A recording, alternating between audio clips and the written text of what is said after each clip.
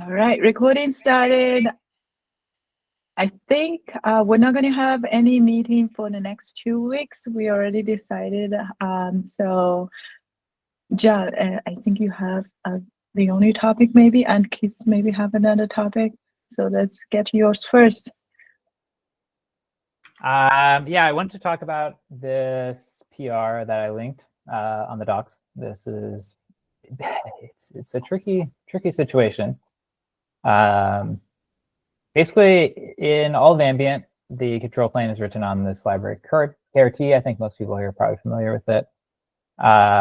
And it has the ability in 1.24 to deadlock. This will never recover and is generally as bad as it sounds. In master, we refactored it, but it's this massive change that has like 800 lines. It's not trivial refactoring, like it's changing the core of everything. At the time that I first started working on this, like I'd only seen it deadlock like once or twice. I thought maybe it was something weird I was doing. But now, as I've been playing around with it more and more, like I'm hitting this on like a many times daily, which is quite concerning. So I was wondering how we felt about backporting this to 1.24. Obviously, it has a huge upside of, as far as I can tell, at least fully resolves the deadlocks, but it's also a big change that's a decent risk for patch release. It does impact only ambient, so it is scoped to that, but it is still quite a risk. It's also a huge change, so it would be, from a practical standpoint, probably not something that we can do like behind a feature flag or something. I'll post the link on the chat too for people that don't have the doc up.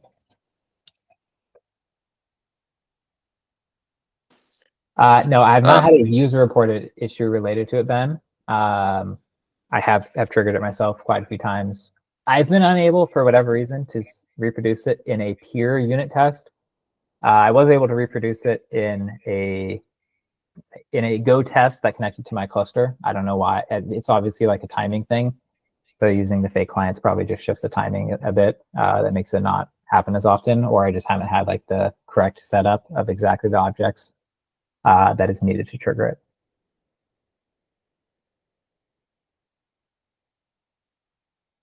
Louis, you were saying something? Oh, I was going to ask the exact same question. User reports. No, and I'm not sure. So sometimes, the times I've noticed it, it's like it happens at startup and Istio never becomes ready, so it's obvious. Well, it's obvious to me at least why. Someone may just see that, restart Istio and it works and they'd never report it. But I think it can happen at any time, at which point the symptom would be like new config changes don't take effect, which they may not actually notice at all or report a bug that is like, hey, this config doesn't work, and not realize that it's a deadlock. Right?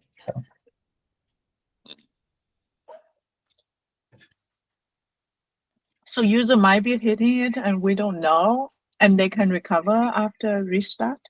You recover from restart Istio for sure. I mean, as long as you don't hit it again. So yeah, it's possible they don't notice at all. Unlikely, but possible. Or it's possible they notice, but they don't realize it's a deadlock and they just restart. So they move on with their lives.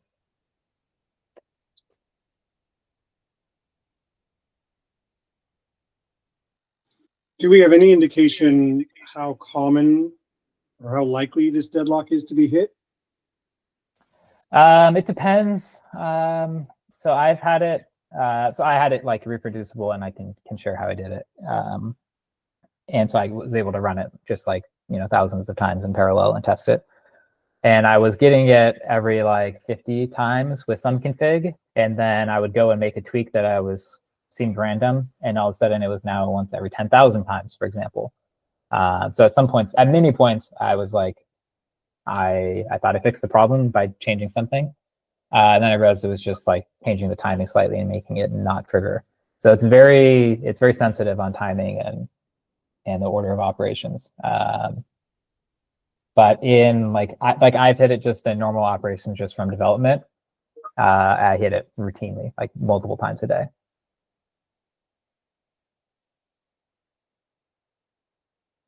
And this would have been present in every version where we're using KRT? Probably. Like the underlying issue in the library is definitely there in all the versions since the initial release. The thing I'm not sure of is it only happens when you have a certain structure of dependencies between collections. And I'm just not entirely sure when we started using certain structures that trigger it. To be honest, I'm a little murky on exactly what the exact collections and what structure does trigger it. Like I've written down, and for brief moments I've understood it, but it's very complicated. And like I have stack traces and everything, but they're kind of hard to understand. So I couldn't tell you like it's this specific collection, triggering it. Keith? Yeah, I think the thing I'm leaning towards backporting it behind a flag, at least initially, and here's why. We're not just talking about so because this is a release or it's something that's like our newest release. We're talking about a year. Somebody potentially being on this for 6 months to a year of it, because we know users usually lag behind. A lot of users do at least. So this is a time bomb that could be sitting around for a bit. I think that there is risk in backporting a big change to KRT. So ship it behind a flag. I think the benefit of doing it this way is that if the user does run into an issue, they can put the flag on, see if it happens again, and have something, some way to remediate it. And if there happens to be an issue with that fix in their environment for whatever reason, they can go back and just hope it doesn't happen again, or gives them incentive to upgrade. But I think because we're talking about this being a supported release for a non-trivial amount of time since it's our newest release, we should be wary of not backporting, if that makes sense. I completely agree. If it can be backported, definitely should be backported. If it's backported, should have a flag. I don't know if the flag should be on or off, but that's a different discussion. Everything else I agree. Well, John, did you say a flag's not really practical here? I mean, anything can be flagged. It's just a matter of Right. how much we're gonna have to flag, right? Like we're changing a lot of stuff. So like we can have very big flags that cover a lot of surface area, and then kind of maybe duplicate all of our tests to cover both of them potentially. I mean, I can go work together PR to see. Maybe it's actually not as bad as I think. It's definitely not trivial. It would be a very big flag, but it's a little bit of code duplication. It's also only going to be on the release branch, so there's probably not a lot of churn. Not that much work to maintain additional code on a branch. John, is it replacing a whole library, or it's basically because it is possible in Go to have two versions of a module, I believe. Yeah, it kind of is. Like it's replacing a whole package effectively, or like rewriting most of it. But it's not like its own Go module, and I don't know if there's a way. Or package copies a package with a different name, and then has a flag to use package or package B or something like that. It's not. I understand it's very hard to do it if you have to change a lot of lines in a package, but if you wholesale replace a package, sometimes it's not that bad. Yeah, no, I totally agree. Like that's what I want to do. I just don't know in Go, like you can't selectively import one package versus another. Like if we did a build flag, you can do it, but I don't know that you could do it based on like an environment variable or something. No, you import both packages and have an if, and then if they implement an interface, then it's fine. Yeah. Yeah, I mean, I guess so. Like you just have to. It might be possible. V1 and V2. It's very common to have V1 and V2 to use, then have a flag to use V1 or V2. And If it's that, so sorry, my impression was that we're just changing a KRT implementation detail, but it's the point where it's going to change the public interfaces No, and it's not KRT changing import interfaces. Even if it did, it's not so bad. I mean, it's you can still have an if. I mean, if flags, then use v1 interface and v1 implementation. If false, use v2 implementation and interface. It's not. It's common actually. It's not. But again, depends on the details. That's what I envisioned. It sounds like it might be more complicated, though, from what you're saying, John. Yeah, I'm just not sure really. I don't know. Maybe it's possible. It seems like it would be complicated to me. I mean, all the approaches are going to be complicated, so maybe the least bad one. Right. The other thing, like putting a flag in, like I get the mechanics of the flag, but basically what we're asking users to do is wait till you see this problem in production, and then when you see this problem, set a flag, at which point you might as well just get a new build, right? Like, what's the difference really operationally from those two steps? Well, the A new build has new behavior. but yeah, the new build is not a release, right? We don't have a 125 yet. No, but you'll And have a also patch. Like if we backport right without flag guarding, then you would take the updated patch. No, but then if you update for some other reason, you now get this behavior that maybe you don't want. Right, you don't want the future flag to be the version, because then you may have to choose, do I have deadlocking or like, do I have, I don't know, deadlocking and CVE, or no deadlocking but no CVE, or I don't know. I probably have those mixed up, but. Right, you don't want them to Right, have to choose between other bug fix, a less risky bug fix, a CVE, etc., or deadlocking. You don't want to make them choose.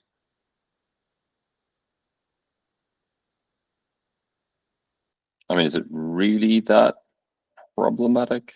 Like most projects, if they find a deadlock, they will just fix it, right? I would certainly just fix it. It's just also a big change. And to be fair, like the change Yeah, even if for a month, we've been testing it on master. Like it's not the most fresh thing we've never tried. So the risk level is high, mostly only because it's a big sweeping fundamental change, not because it has no testing at all and hasn't been used. right. I would say I would Right. prefer to make the feature flag on by default if we do feature flag it, because it is a pretty bad stance to say, oh yeah, you should have known to set this obscure flag. Sorry about the outage. Yeah, I mean, this is I'm a good with trade-off that. between. Yeah, I mean, like, because that's the whole patch thing, right? Like, we have a known issue, right, which we could fix for you, versus right giving you the indecision priority of, I don't want the patch, but I do want the CVE fix, right? That seems like a bad trade-off for the user. I mean, there is a kind of extended problem here. We have a lot of dependencies. We depend on a lot of packages. Each of those packages, have iterations. They fix deadlocks. They fix all kinds of things. We can think of this as one dependency that happen to be in three. What would be the right thing to do if any of the many dependencies is fixing a deadlock? Should we have a mechanism to kind of take? And I think we do take some patch releases from most dependencies even in release branches. I don't know what's the right thing and even what is the current policy, but it's a kind of a broad problem, not specific only to this bug, probably. Yeah, that is a good way to look at it. I think we have never had that situation occur. In the past, we've only really updated libraries in patch releases to address CVEs. And even then, sometimes we said that's too big of an update to address and the CVE is not meaningful, so we didn't do it. But it's good. I mean, in that case, we have less flexibility because it's much harder to feature flag like a library. What I mean is, should we adjust policy to if it's a deadlock or some critical stability bug, to treat it as a CVE and do allow kind of as a general? I don't know. There is risk and reward. Yeah.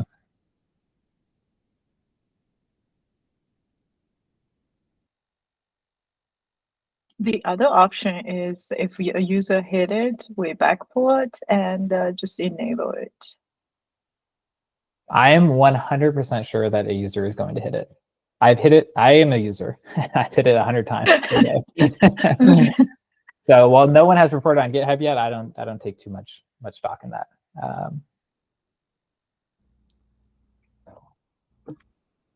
What would we do if this wasn't in KRT? Like if I the think XDS server could just lock up and it no longer served anymore, whatever. right, like we would treat it as a critical bug, and we don't put future flag on critical bug. We would backport it. I mean, in general, just saying without any more context, that's the general policy. But most of our backports aren't as expansive as this one in terms of reach. John, I wonder, is there a way to detect the deadlock and mark Istio D as not ready or not healthy?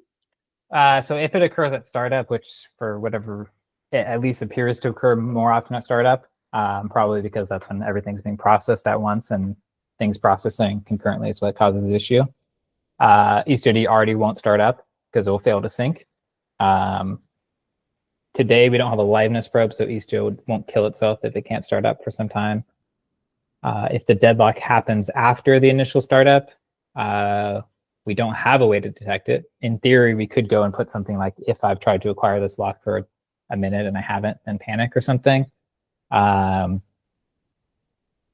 In theory, there is a pretty heavy word there. I don't know how safe that actually is to do, practically speaking. So, I mean, it does sound like a liveness probe would be a good idea. Maybe not in this patch, I don't know, but overall, seems like something we ought to add in case we run into similar issues in the future.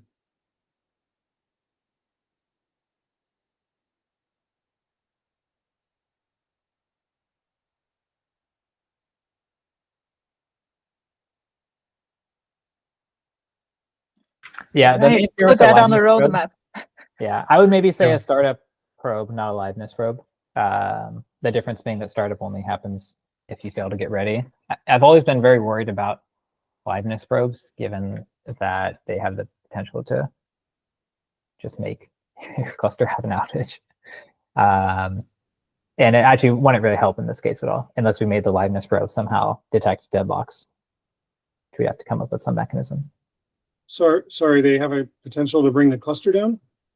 Well, if you have like a liveness probe, I mean, it's more of a concern with the proxy because, like, for example, if something made the liveness probe fail on every proxy simultaneously for some common reason, then now all of a sudden every single pod in the cluster gets restarted. With Istio D, it's probably a bit less of an issue. But still, like if the liveness probe, if you have a false positive in the liveness probe, you kill Istio D, which impacts the entire cluster, right? Yeah.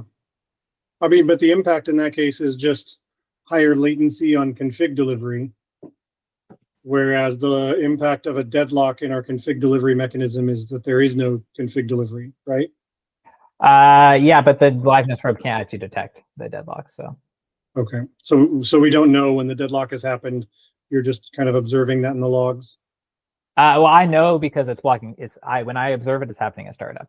So at startup, it blocks readiness. So Kubernetes has a specific probe, startup probe, that will kill the pod if it doesn't become ready. So I would be fine with that.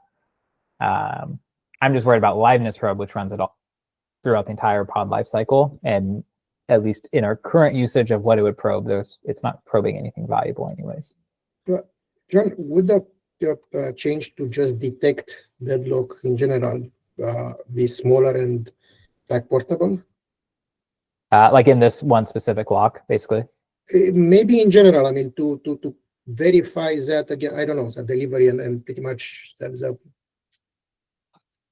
nothing is stuck basically. Yeah, there's a few options. There's some libraries that are drop-in replacement for the standard mutex and detect if they're used poorly. Those I'm sure would catch this, but they are not intended to be used in production. It's meant to be swapped in for debugging situations like this. In this specific one mutex case, I think we could just put like a timer on it.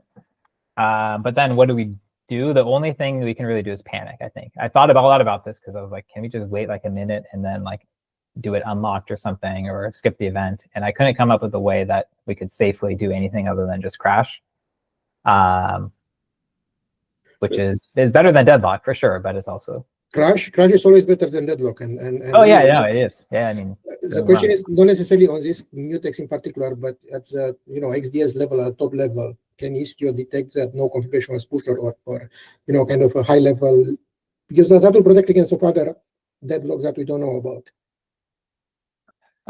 Yeah, I don't think there's a global way that you could just like detect deadlock. Probably for like every specific spot, I'm sure you could add some check. In this case, it's not really tied to the XDS flow. It's more tied to the, I don't know, like the top layer before even XDS comes into the picture.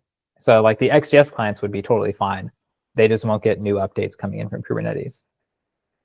That's So they get stale. exactly what we can detect. I mean, if there is a Kubernetes change or a number of Kubernetes changes and there is no push. Yeah, but we don't know. Most Kubernetes changes don't result in a push anyways. So. Yeah, liveness problems are kind of statistics. I mean, it's, you know, if you figure out that, I don't know, but that would be useful in general. I mean, not only for this particular bug, but who knows what other deadlocks will ever happen that if we can detect it at the.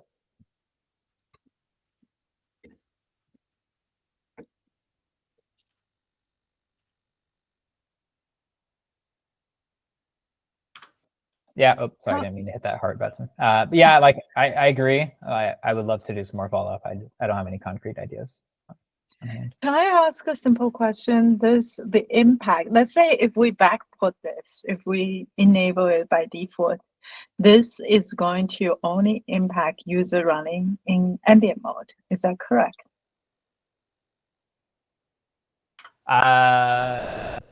Yes, I believe that's the only places we're using KRT. Let me double check that. Service entry v2 auto allocation. Is that KRTified? Let's see. So ambient for sure. The node untainter thing, which is ambient only as well. That looks like it. Yeah, I did not use KRT for the service entry v2.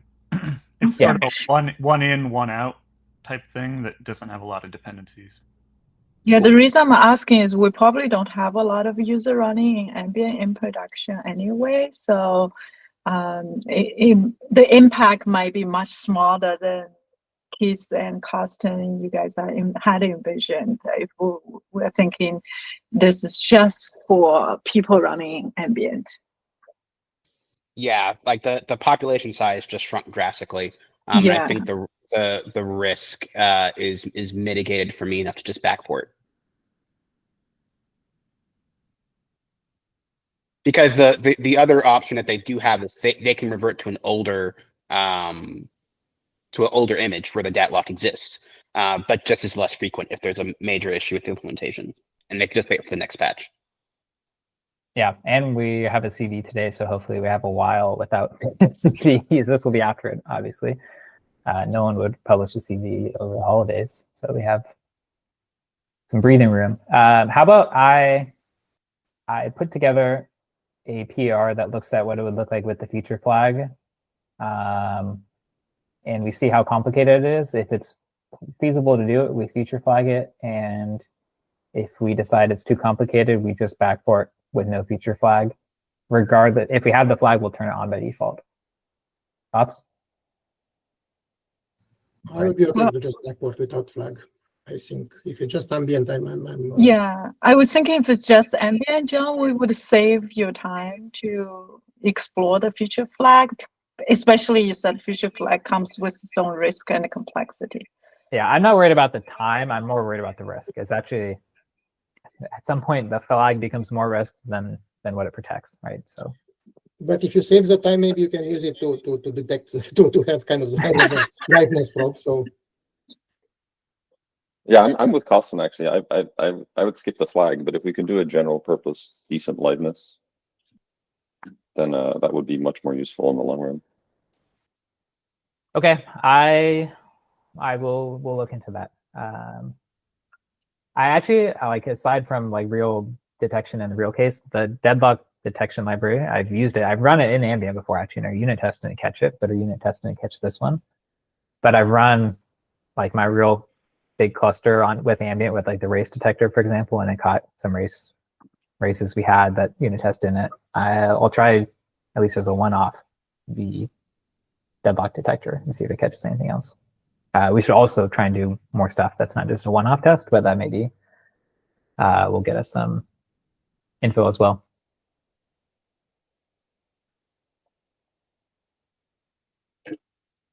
Awesome. I think we're good on this topic. Yeah. Cool. Thanks, everyone. Okay, so I think the next topic is Keith, you had, I saw two, okay, it's the same document. So Keith, I want to pass the mic to you. Sure. I've got something to share, so I'll share my screen while talking through this. Thanks to everybody who reviewed the protocol, the multi-network ambient protocol doc. That's in a good place, and I've started implementation, or multiples of us have actually started implementation on it, but I've got 2 PRs up, one on the Echo server implementation for Devil H-Bone and on the client and server. Thanks to Cofton and Ben for already chiming in, but would love more eyes on that. I also have a PR open to have Waypoint supporting service host names. For today, though, I took all the feedback that folks had for the previous iteration of the Service Discovery multi-network doc. That was MCS, multi-cluster service API focused, and scrapped that. It's down here at the bottom, an alternative considered for posterity. But worked with, was able to talk with John over at KubeCon, talk with Mike and Mitch and some others, and came up with this new approach for control plane service discovery. So I shared it in ambient dev. Hopefully folks, if you haven't had time to read, that's fine. I know holidays are crazy. This, I imagine, will pick up a lot of this in the new year. But if it's cool with folks, I was going to go through and just give a high-level overview of the proposal in the doc. And I put the link in the meeting chat for folks to add comments as we go. Sound good? Cool. All right. High-level definitions. Most of these are somewhat common, but if you folks have other things that like me to define, then please let me know. But yeah, generally, regular aerial black service is going to be an element in Istio service registry internally, usually Kubernetes services, but could also come from service entries. And then the code style service is a Kubernetes service resource. I'm going to try to stick to that. Don't know how well that's is so far. But again, if you've got other suggestions, let me know. Local endpoints are endpoints that reside in the same cluster as the client. Remote endpoints reside in a different cluster / network than the client sending the traffic. Remote secrets are refer to the approach in Istio documentation for talking to remote servers, remote API servers. That is in the that's linked here. Multi-cluster service is a service that has endpoints that reside in a remote cluster. Not exclusively. So it could have endpoints in the local cluster, but a multi-cluster service also has endpoints in the remote cluster. Exported service is a service that is made available to other clusters / networks. Basically, the motivation for this, sometimes you've got clusters that have overlapping IP spaces or that can't talk to each other where pilots don't have direct connectivity. And so this is a multi-network scenario. That's what we're designing for. The big linchpin here is the east-west gateway. The way that we're going to generally approach this is that, in the proposal, is that remote endpoints for multi-cluster service will consist solely of east-west gateway IP addresses. If you are familiar with the sidecar multi-network implementation, this is what we call split horizon EDS, where we filter out all endpoints that belong to a remote network and instead replace that with a single endpoint that represents the east-west gateway. That is, based on a quick reading of the code, that's basically what it does. I've linked the code here. That's what the comment says the code does. So that's what we're going to basically do for Z-tunnels, which are the only clients in our design. The representation for these endpoints are going to be WDS workloads that have no IP address. From what I can tell, again, having you're not required to have an IP address in a WDS workload. What we're going to set instead is the network gateway field. We already have this field in WDS. We're just going to set that if this workload represents an east-west gateway. Istio will discover east-west gateways from remote clusters using remote secrets. You could also, there's a PR out there that I thought I linked, but I didn't. I'll go back and do that. There's a PR out there from about a year and a half ago that Stephen Landau wrote, where you can do discovery of east-west gateways via local gateway API resources. I imagine we'll have support for that as well. But so Istio, that's how Istio is going to discover east-west gateways. In order to handle different load balancing strategies, so because we're not sending all the endpoints to the Z tunnels, it's got to have something of load balancing. In order to be able to let users specify some load balancing strategy, both the client's going to implement endpoint selection algorithms across all eligible endpoints after the existing locality and topology constraints are implemented. So right now, there's logic to weight and rank endpoints based on their topology. If you've got a prefer close set, for example, after we do that, today the endpoint selection is random. So we take a set of all the eligible endpoints based on topology, and then we pick a random one. This algorithm proposal is going to happen after that selection. Instead of being a random selection, we'll have an algorithm for selecting based on the remaining endpoints. In the future, we may consider full TCP weighting, something akin to like a gateway API TCP route, but that's not in scope at this time. Question?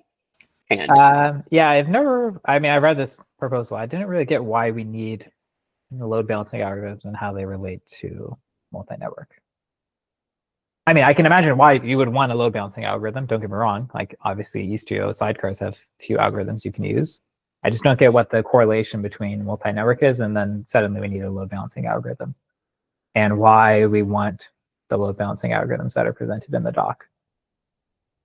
Yeah, that's a good point. So the motivation for load balancing algorithms is if you're picking at random, right, you're going to very much over-represent the local endpoints.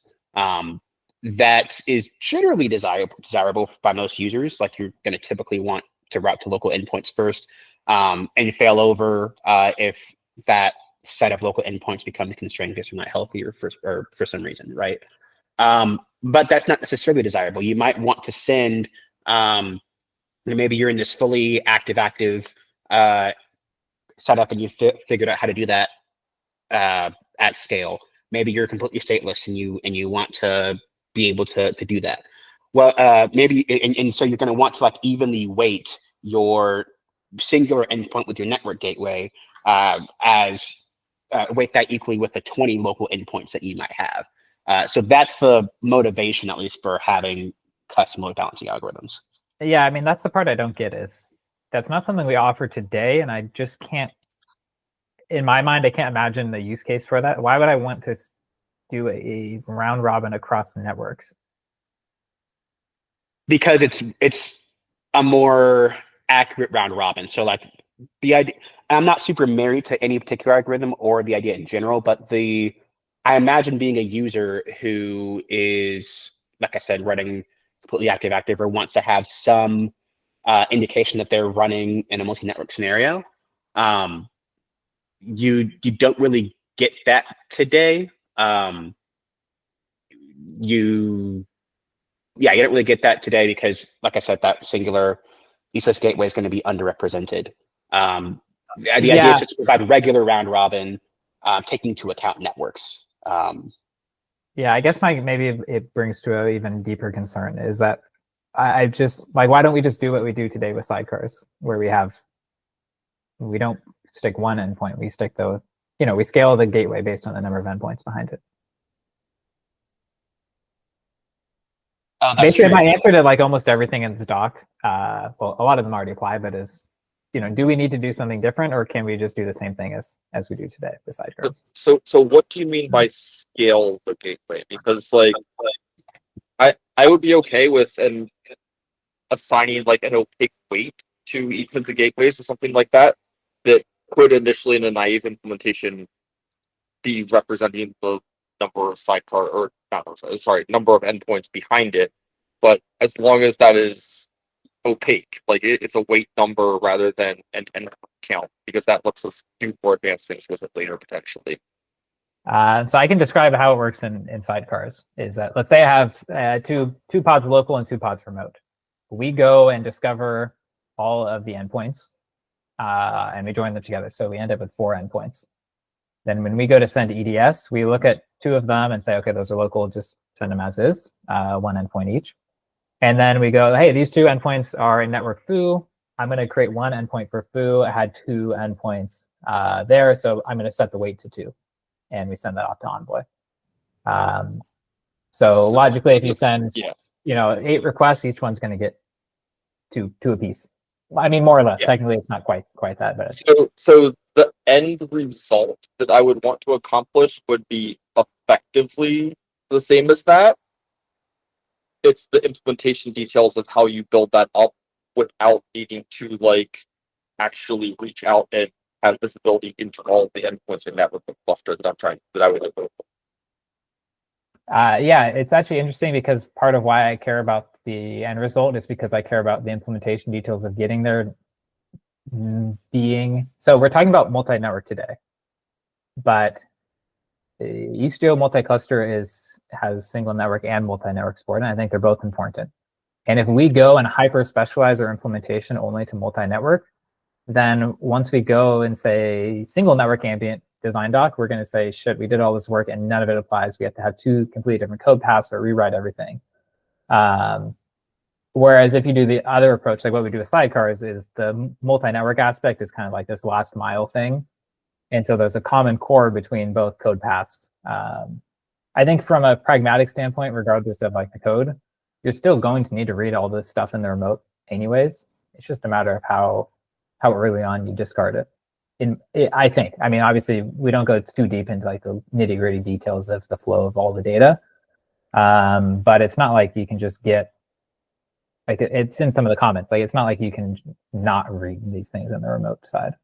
You can actually. I disagree that you cannot. I mean, I don't know if you read my comment about capacity versus active endpoints, but in a real multi-cluster scenario, you have multiple clusters. You have a cluster maybe running 3 pods. It's not the fact that you have 3 pods that matters for load balancing. It matters that the 3 pods can scale to 100.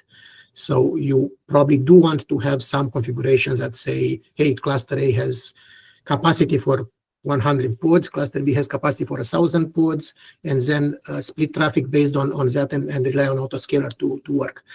And also, I think we need to look a bit deeper about how it impacts session affinity, which is a feature we kind of support, and it's very useful. How it impacts regionality, because you probably want to say, hey, again, we have all the different load balancing algorithms that we have, but with different granularities and complexities. I'm not necessarily against this, but I want to make sure that we consider all the impacts. Basically, that's really my point. And so my perspective on the single network versus multi-network is, yes, absolutely, they're both things topologies that we should support. I view single network as a performance optimization of multi. So if you design a thing for multi-network that can work at scale with dozens or hundreds of clusters or more, then you have something that can work in single network scenarios if somebody has a flat network underneath that. It's not optimal because you have the extra gateway hop. It's not necessarily needed, but it still works. Versus if you design something optimized for single network and all of these direct connections to other clusters, then you quickly reach a limit where that becomes untenable at scale to manage all of those active connections. And you have an n-squared connection to all the other clusters, as well as the secret management of just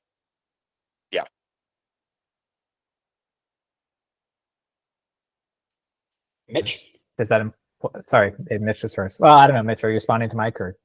Yeah, I kind of wanted to interact with you there. I'm curious. I'm trying to understand where the disagreement is. So it sounds like the end goal that we all have is that we understand approximately the number of endpoints in remote clusters so that we have the capacity to round robin evenly across and all endpoints in the mesh. The question is, how do we get there in terms of config surface? More or less, like what I want to make sure we're all on the same page about, before we get so far ahead that we're talking about nitty-gritty details, is that we're aligned on the fundamentals. So what data is read from what clusters? Like something Mike said slightly made me think that maybe we're not so aligned, where you said that single network has secret sharing issues. Does that imply you don't expect to connect to remote API servers in multi-network mode? Yes. Basically, I would like a implementation that does not require that, because it gets really difficult at significant scale. Yeah, so like that's valid opinion. It's as far as I can tell, unless I read the doc wrong, that's not what Keith is proposing, though. Which maybe you just disagree. It is not. We had some back and forth on this. Yeah. I think I'd like to be able to solve the scale problem as like later. I do agree that there is that there are going to be some limits there. Like there was a user the other day who was talking about Istio CPU scale when they're connecting to remote clusters. But like we have stuff in mesh config, let config sources, where an implementation can optimize and send config to XDS. Well, not XDS right now, because MCP doesn't support Kubernetes resources. But in theory, right, you can imagine we can optimize the scale problem, and in some other way. But I don't know that it has to be. I think the idea behind the load balancing algorithms is that we have a config surface that doesn't require reading endpoints. It can, right? We can read endpoints, but we don't want necessarily want to require reading remote endpoints. I've seen Constance nodding and thumbs up, but I think the two of us might be on the same page of like, if we can split some of these implementation details out as interfaces and things like that, and be able to have an implementation initially that's reliant on the like remote secrets and direct API access, that's fine. As long as we have kind of a clear API boundary there where it is possible to do an alternative implementation. And also having narrow things that just gives you the load capacity or of a remote cluster, maybe over XDS, maybe without having to connect to the API server in each cluster, because that's really the concerning part, that we absolutely must connect to the API server, and which gives you pretty huge permissions, especially with with a lot of other things that we kind of piggybacked on it. So maybe you can expose the XDS server with kind of like a WDS or something very small that is and narrow, or we rely on local configuration with capacities for each other cluster, and we don't really care about the individual endpoints. I don't know, but I think it's a valid requirement to not require to have a mode where you don't connect. The reason why I have been leaning towards a mode that closely mirrors what we have as Sidecoast today, aside from like migrations and familiarity with users and all those sorts of things, which are hard to quantify but potentially important, is that today what we have is very flexible, and it can meet basically any need, right? If you're a single network, works great. If you're multi-network, works great. If you want to build something on top that does things for you, you can do that. There's plenty of tools that facilitate multi-cluster on top of the Istio primitives. Like there's external MCS things that can layer on top of Istio, for example. I just worry that we take this very flexible base model and then we put a highly opinionated model on top, or a unopinionated one, but like specialized that's not flexible, and we end up with kind of a solution that's not better for the general usage. So I'm not necessarily suggesting that we like immediately build an opinionated model. What I really want to do is break the explicit requirement on the like n-square connections. I don't want every control plane to have to connect to every other control plane in a multi-cluster set. And also the entire Kubernetes instead of just load balancing, if that's what we need. Yeah, and it's the thing that, like, as long as we split it off of, like, there is an interface by which you can tell Istio things about remote clusters, and then you can have different implementations that provide that data, one of which is the remote secret one. That would be fine. And maybe not only Istio, because again, the problem of exposing load balance, I mean, the MCS, service export, and all the other stuff with that's kind of a generic Kubernetes problem, a generic Kubernetes, kind of feature where you may want to expose remote clusters and remote endpoints to control some other things that are usable outside of Istio. John, I guess my concrete question is, what in the proposed load balancing algorithm API do you feel is constraining?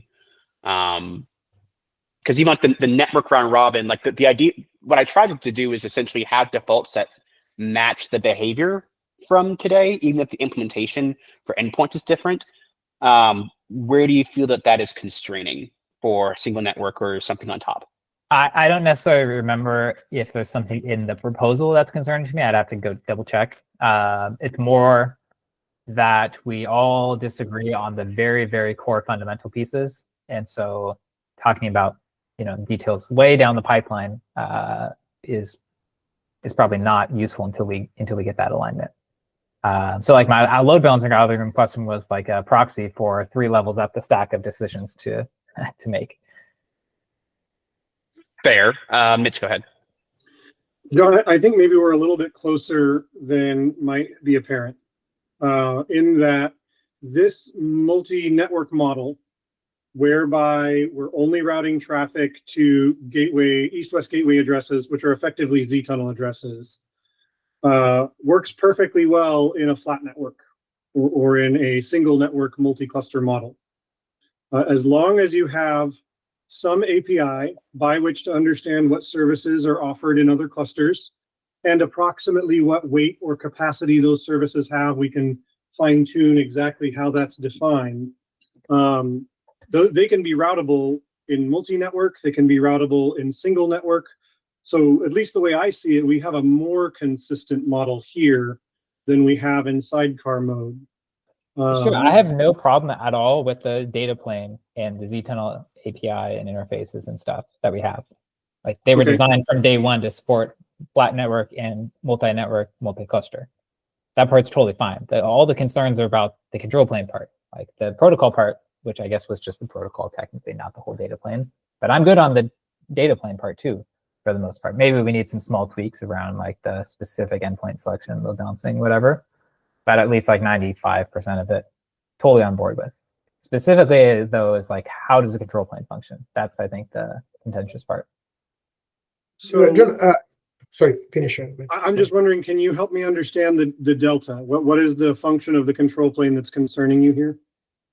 The biggest concern is that I don't know what the proposal is, because the proposal as written doesn't go into details, and everyone here has different ideas of what that means. Okay. Including people who, I probably shouldn't make an assumption, but I made an assumption that like Mike and Keith were on the same page, which is a bad assumption. So that was confusing me because I thought Keith was thinking one thing and then Mike was saying something that I thought disagreed, and then I thought maybe I didn't understand. If we gave some WDS as like, here is what gets passed to a Z-tunnel. No, because the WDS is not really the big concern to me. It's how we get to the WDS. That's the important part. It's what do we get from what sources? Is it remote secrets? Is it potentially config sources later, or potentially some other API? And then from the sources, what data gets turned into WDS? Is that basically what you're wanting more of, John? Yeah, like there is some debate to be had on some nitty-gritty details of the WDS, but it's pretty low-level stuff to work out at the last mile, I think. John, one question to make sure we know what we're disagreeing on. Do we agree that we need to optimize this for a model where the waypoints are in the path and are the entry point in each cluster? So because they apply policy for HTTP and everything else, or are we optimizing for the TCP case and without L7 policy?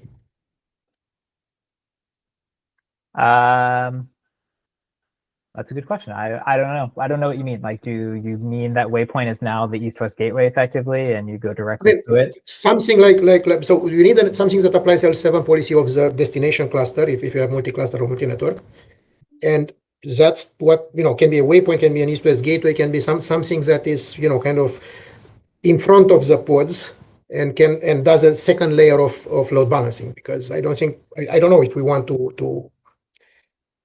But there is something. I mean, we are basically in a multi-network case.